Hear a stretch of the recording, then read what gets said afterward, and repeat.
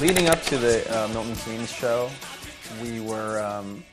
It just seemed like the math was there it was telling us we should probably film this thing, because it was the biggest Project Revolution show to date. It was in a pretty well-known, and I guess you could call it a prestigious venue, and Jay-Z was going to be on the bill, and we were going to be able to do a couple songs with him. And so we decided, we might as well, even if we don't use the footage for, a DVD or some kind of release, we should at least just tape it and have it, kind of as a snapshot of where we were at that time in the touring cycle. We're actually just really proud of ourselves that we got 50,000 people to come to our tour, so we just wanted to film it, and we were just going to watch it ourselves. That's the real story.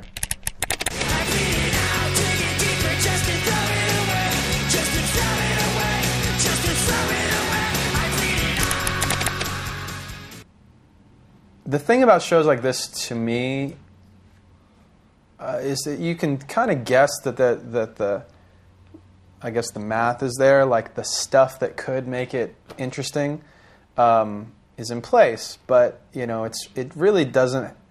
At the end of the day, it doesn't have anything to do with that. Like you can have Jay on stage, and you can have a really cool venue and a lot of people, but that's not going to make the show special, and the reason it's we're putting it out as this with this DVD and CD packages, because it had the magic for us. At least we watch it and we felt like that was a really unique show, a really special show, and maybe it had something to do with kind of the fact that it was a great time of day to play. The sun was going down. That just kind of gave it that little glow. And as we got through the set, like it got darker and darker, and it just adds more. There's like some just natural theater to it that I thought was really, it's beautiful. It's a good looking thing, and it's not like camera trickery. It's like, no, it was a nice day out, and the kids were going crazy, and we all had a good time and made the show special.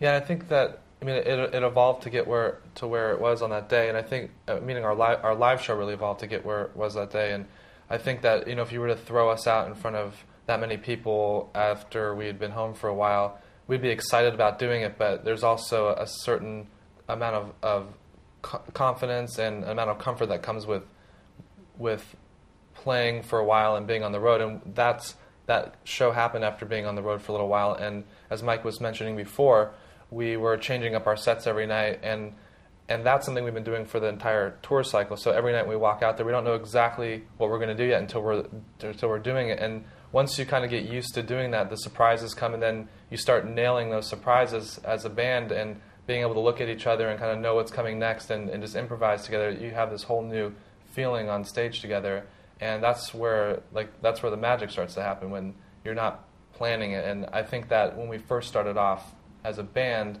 we definitely planned out a lot more stuff, and I think it just takes time. It takes years of doing it to really get to that place where you're ready to kind of let go and just kind of wing it and see what happens, and that's what we were doing.